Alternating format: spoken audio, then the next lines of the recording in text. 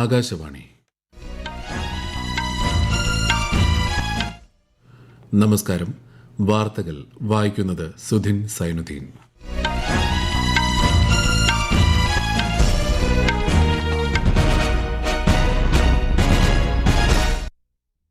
പ്രധാന വാർത്തകൾ. Bucharest University of Economic Studies രാഷ്ട്രപതി ദ്രൗപദി മുർമുവിന് ഡോക്ടർ ഹോണറിസ് കോസ ബഹുമതി നൽകി ആദരിച്ചു. പുരസ്കാരം ഇന്ത്യൻ ജനതയ്ക്ക് സമർപ്പിക്കുന്നതായി രാഷ്ട്രപതി. നീറ്റ് ചോദ്യപേപ്പർ ചോർച്ചയിൽ കർശന നടപടിയുമായി കേന്ദ്ര സർക്കാർ. ദേശീയ ടെസ്റ്റിംഗ് ഏജൻസിയിലെ 47 ഉദ്യോഗസ്ഥരെ പിരിച്ചുവിട്ടു. പ്രധാനമന്ത്രി നരേന്ദ്രമോദി ആകാശവാണിയിലൂടെ ജനങ്ങളുമായി ആശയവിനിമയം നടത്തുന്ന പ്രതിമാസ റേഡിയോ പ്രഭാഷണ പരിപാടി മൻ കി ബാത്തിന്റെ 136-ാം പതിപ്പ് നാളെ. അതിർത്തി കടന്നുള്ള ഭീകരതയ്ക്കുള്ള പിന്തുണ പാകിസ്ഥാൻ അവസാനിപ്പിക്കുന്നതുവരെ സിന്ധു നദീജല കരാർ പുനഃസ്ഥാപിക്കില്ലെന്ന് ഇന്ത്യ. സിക്കിമിൽ തുരങ്കം തകർന്നുണ്ടായ ദുരന്തത്തിൽ മരിച്ച മലയാളി അനീഷ് മോഹന്റെ സംസ്കാരം ഇന്ന് കോട്ടയത്ത് നടക്കും. ഗ്ലാസ്ഗോ കോമൺവെൽത്ത് ഗെയിംസിൽ ഇന്ത്യയ്ക്ക് ആദ്യ മെഡൽ. പുരുഷന്മാരുടെ heavyweight para powerlifting ഫൈനലിൽ ഝണ്ടു കുമാറിന് വെങ്കലം. വാർത്തകൾ വിശദമായി. പൊതുസേവനത്തിലെ മികവും വിദ്യാഭ്യാസ സാമൂഹിക മേഖലകളിലെ സംഭാവനകളും പരിഗണിച്ച് റൊമാനിയയിലെ Bucharest University of Economic Studies രാഷ്ട്രപതി ദ്രൗപദി മുർമുവിന് ഡോക്ടർ ഹോണറിസ് കോസ ബഹുമതി നൽകി ആദരിച്ചു. ഇരു രാജ്യങ്ങളും തമ്മിലുള്ള ആഴത്തിലുള്ള സൌഹൃദത്തിന്റെയും പരസ്പര ബഹുമാനത്തിന്റെയും പ്രതിഫലനമാണ് ബഹുമതിയെന്ന് ഇത് ഇന്ത്യയിലെ 140 കോടി ജനങ്ങൾക്കായി സമർപ്പിക്കുന്നുവെന്നും ചടങ്ങിൽ രാഷ്ട്രപതി പറഞ്ഞു.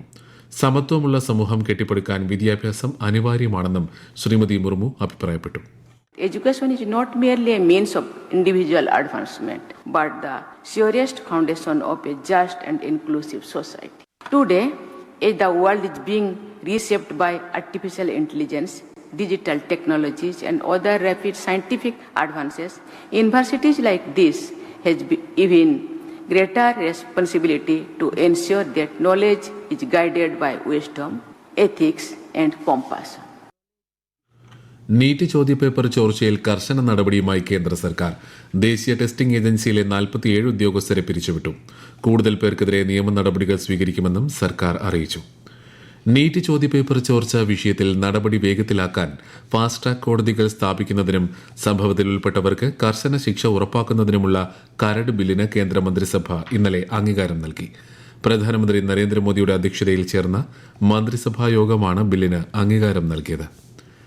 കേന്ദ്രമന്ത്രിമാരായ JP നഡ്ഡയും ജിതേന്ദ്ര സിംഗും ഇന്നലെ ന്യൂഡൽഹിയിൽ CJP പ്രതിനിധികളുമായി കൂടിക്കാഴ്ച നടത്തി. CJP 3 പ്രധാന ആവശ്യങ്ങൾ ഉന്നയിച്ചതായും പരീക്ഷാ ചോദ്യപേപ്പർ ചോർച്ച തടയുന്നതിനായി ചില പരിഷ്കാരങ്ങൾ നിർദ്ദേശിച്ചതായും കൂടിക്കാഴ്ചയ്ക്ക് ശേഷം ശ്രീ നഡ്ഡ മാധ്യമങ്ങളോട് പറഞ്ഞു. CJP മുന്നോട്ട് വെച്ച 2 ആവശ്യങ്ങൾ സർക്കാർ തത്വത്തിൽ അംഗീകരിച്ചതായി CJP വക്താവ് അശുതോഷ് റംഗ മാധ്യമങ്ങളോട് പറഞ്ഞു. ധർമ്മേന്ദ്ര പ്രധാൻ രാജിവെക്കുന്നതുവരെ നീറ്റ് ചോദ്യപേപ്പർ ചോർച്ച വിഷയത്തിൽ പ്രതിപക്ഷം ഒരു ചർച്ചയിലും പങ്കെടുക്കില്ലെന്ന് ലോക്സഭാ പ്രതിപക്ഷ നേതാവ് രാഹുൽ ഗാന്ധി. പാർലമെന്റ് പരിസരത്ത് മാധ്യമപ്രവർത്തകരോട് സംസാരിക്കുകയായിരുന്നു അദ്ദേഹം. വിദ്യാർത്ഥികളുടെ ആവശ്യങ്ങൾ സർക്കാർ അംഗീകരിക്കണമെന്നും അദ്ദേഹം ആവശ്യപ്പെട്ടു. രാജ്യത്ത് 3 രാസവസ്തു പാർക്കുകൾ സ്ഥാപിക്കുന്നതിനുള്ള ഭാരത് ഔദ്യോഗിക് വികാസ് യോജന രസായൻ പദ്ധതിക്ക് കേന്ദ്ര മന്ത്രിസഭായോഗം അംഗീകാരം നൽകി. കർണാടകയിലെയും ആന്ധ്രാപ്രദേശിലെയും ബല്ലാരി ഗുണ്ടക്കൽ സെക്ഷന്റെ 3ഉം 4ഉം ലൈനുകൾ നിർമ്മിക്കുന്നതിനുള്ള പദ്ധതിക്കും അംഗീകാരം നൽകിയതായി മന്ത്രിസഭായോഗ തീരുമാനങ്ങൾ വിശദീകരിച്ചുകൊണ്ട് കേന്ദ്രമന്ത്രി അശ്വിനി വൈഷ്ണവ് പറഞ്ഞു. आंध्रा और कर्नाटक को जोड़ने वाले बहुत एक इम्पोर्टेंट इकोनॉमिक कॉरिडोर में रेलवे की 3rd और 4th लाइन, और दूसरा है केमिकल सेक्टर को एक टोटली नए तरीके से भारत में डेवलप करने के लिए एक नई स्कीम अप्रूव हुई है. और केमिकल भी सेमीकंडक्टर की तरह एक फाउंडेशनल इंडस्ट्री है, इसलिए बहुत इम्पोर्टेंट था इस इंडस्ट्री के लिए एक नए तरीके से सोचना. തന്റെ വീഡിയോയ്ക്ക് ലഭിച്ച മികച്ച പ്രതികരണങ്ങൾക്കും നിർദ്ദേശങ്ങൾക്കും രാജ്യത്തെ യുവജനങ്ങൾക്ക് സമൂഹമാധ്യമത്തിലൂടെ നന്ദി അറിയിച്ച് പ്രധാനമന്ത്രി നരേന്ദ്രമോദി. ഏകദേശം 303 ദശലക്ഷത്തിലധികം പേരാണ് വീഡിയോ കണ്ടത്. 24 മണിക്കൂറിനുള്ളിൽ ലോകത്തിലെ ഏറ്റവും കൂടുതൽ ആളുകൾ കണ്ട റീൽ എന്ന റെക്കോർഡും വീഡിയോ സ്വന്തമാക്കി. പ്രധാനമന്ത്രി നരേന്ദ്രമോദി ആകാശവാണിയിലൂടെ ജനങ്ങളുമായി ആശയവിനിമയം നടത്തുന്ന പ്രതിമാസ റേഡിയോ പ്രഭാഷണ പരിപാടി മൻ കി ബാത്തിന്റെ 136-ാം പതിപ്പ് നാളെ രാവിലെ 11 മണിക്ക് ആകാശവാണിയുടെ എല്ലാ നിലയങ്ങളും ദൂരദർശനും പരിപാടി പ്രക്ഷേപണം ചെയ്യും. ഈ വാർത്തകൾ ആകാശവാണിയിൽ നിന്ന്. ആകാശവാണി വാർത്തകളും വാർത്താ അധിഷ്ഠിത പരിപാടികളും All India Radio News Thiruvananthapuram YouTube ചാനലിലും at All India Radio News Thiruvananthapuram Facebook പേജിലും AIR ന്യൂസ് തിരുവനന്തപുരം ഇൻസ്റ്റഗ്രാം അക്കൌണ്ടിലും at AIR News TVM X ഹാൻഡിലും ലഭ്യമാണ്.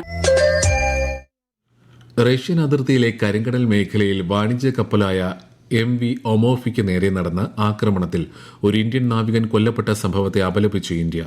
വാണിജ്യ കപ്പലുകൾക്ക് നേരെയുള്ള ഇത്തരം ആക്രമണങ്ങൾ അംഗീകരിക്കാനാകില്ലെന്നും അന്താരാഷ്ട്ര കപ്പൽ ഗതാഗതത്തിന്റെ സുരക്ഷ ഉറപ്പാക്കാൻ ബന്ധപ്പെട്ട എല്ലാ കക്ഷികളും തയ്യാറാകണമെന്നും വിദേശകാര്യ മന്ത്രാലയം ആവശ്യപ്പെട്ടു.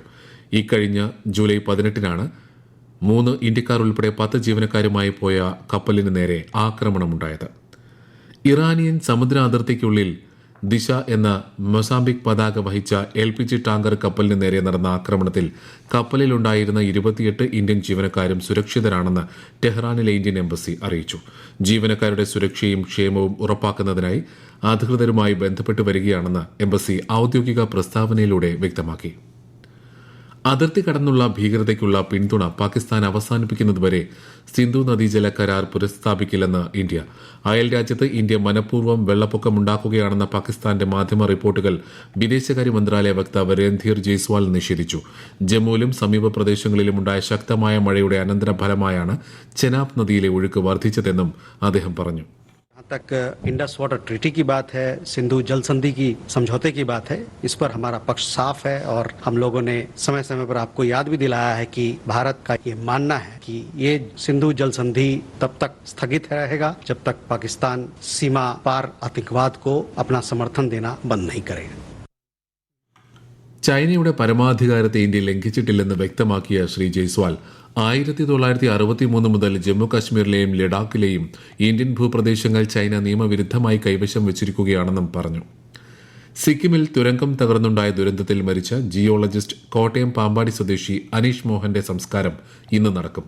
കോട്ടയത്തെ വീട്ടിൽ പൊതുദർശനത്തിന് വെച്ച ശേഷം ഉച്ചയ്ക്ക് 1:30 സംസ്കാരം. മൃതദേഹം ഇന്ന് രാവിലെ കൊച്ചിയിലെത്തിക്കുമെന്ന് മുഖ്യമന്ത്രിയുടെ ഓഫീസ് ഇന്നലെ അറിയിച്ചിരുന്നു. കൊൽക്കത്തയിൽ നിന്നും എയർ ഇന്ത്യ വിമാനത്തിലാണ് മൃതദേഹം കൊച്ചിയിലെത്തിക്കുന്നത്.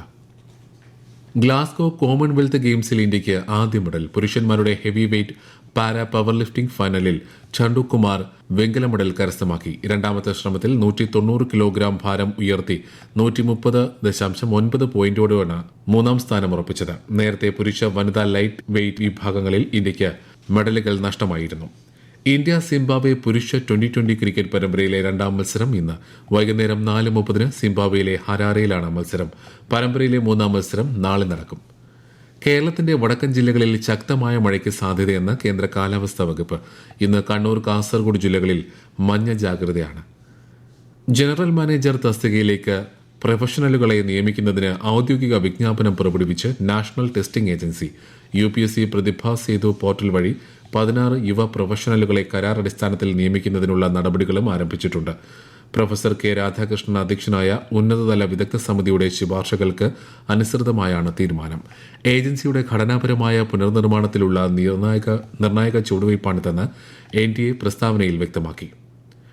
യാത്രക്കാരുടെ സുരക്ഷയും സംരക്ഷണവും ശക്തിപ്പെടുത്തുന്നതിനായി 3215 റെയിൽവേ സ്റ്റേഷനുകളിലും 13409 പാസഞ്ചർ കോച്ചുകളിലും CCTV നിരീക്ഷണ സംവിധാനങ്ങൾ ഏർപ്പെടുത്തി ഇന്ത്യൻ റെയിൽവേ. 425 സ്റ്റേഷനുകളിൽ CCTV സംവിധാനം ഒരുക്കിയ ഉത്തര റെയിൽവേയാണ് മുന്നിൽ. അന്താരാഷ്ട്ര വ്യാപാര നിയമങ്ങൾ നിർമ്മിക്കുമ്പോൾ വികസ്വര രാജ്യങ്ങളെ കൂടി പരിഗണിക്കണമെന്ന വിദേശകാര്യമന്ത്രി S. ജയശങ്കർ. ആധുനികവും സുതാര്യവുമായ നിയമ സംവിധാനം ഒരുക്കുന്നതിൽ ഇന്ത്യയുടെ പ്രതിബദ്ധത കേന്ദ്രമന്ത്രി ആവർത്തിച്ചു. പ്രധാന വാർത്തകൾ വീണ്ടും.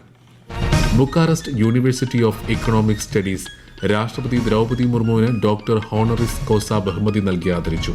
പുരസ്കാരം ഇന്ത്യൻ ജനതയ്ക്ക് സമർപ്പിക്കുന്നതായി രാഷ്ട്രപതി. നീറ്റ് ചോദ്യപേപ്പർ ചോർച്ചയിൽ കർശന നടപടിയുമായി കേന്ദ്ര സർക്കാർ. ദേശീയ ടെസ്റ്റിംഗ് ഏജൻസിയിലെ 47 ഉദ്യോഗസ്ഥരെ പിരിച്ചുവിട്ടു. പ്രധാനമന്ത്രി നരേന്ദ്രമോദി ആകാശവാണിയിലൂടെ ജനങ്ങളുമായി ആശയവിനിമയം നടത്തുന്ന പ്രതിമാസ റേഡിയോ പ്രഭാഷണ പരിപാടി മൻ കി ബാത്തിന്റെ 136-ാം പതിപ്പ് നാളെ. അതിർത്തി കടന്നുള്ള ഭീകരതയ്ക്കുള്ള പിന്തുണ പാകിസ്ഥാൻ അവസാനിപ്പിക്കുന്നതുവരെ സിന്ധു നദീജല കരാർ പുനഃസ്ഥാപിക്കില്ലെന്ന് ഇന്ത്യ. സിക്കിമിൽ തുരങ്കം തകർന്നുണ്ടായ ദുരന്തത്തിൽ മരിച്ച മലയാളി അനീഷ് മോഹന്റെ സംസ്കാരം ഇന്ന് കോട്ടയത്ത് നടക്കും. ഗ്ലാസ്ഗോ കോമൺവെൽത്ത് ഗെയിംസിൽ ഇന്ത്യയ്ക്ക് ആദ്യ മെഡൽ. പുരുഷന്മാരുടെ heavyweight para powerlifting ഫൈനലിൽ ചണ്ടു കുമാറിന് വെങ്കലം. വാർത്തകൾ കഴിഞ്ഞു. അടുത്ത വാർത്താ പ്രക്ഷേപണം ഉച്ചയ്ക്ക് 12:30.